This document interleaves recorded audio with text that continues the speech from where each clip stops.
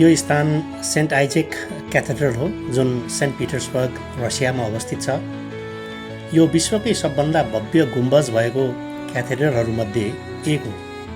यसको विशाल सुनौलो गुम्बज, भित्री भागमा रहेका सुन्दर चित्रकला, मोजाइक सजावट, ठुला सङ्गमरमरका स्तम्भ र आकर्षक झुम्का विशेष आकर्षणहरू हुन्।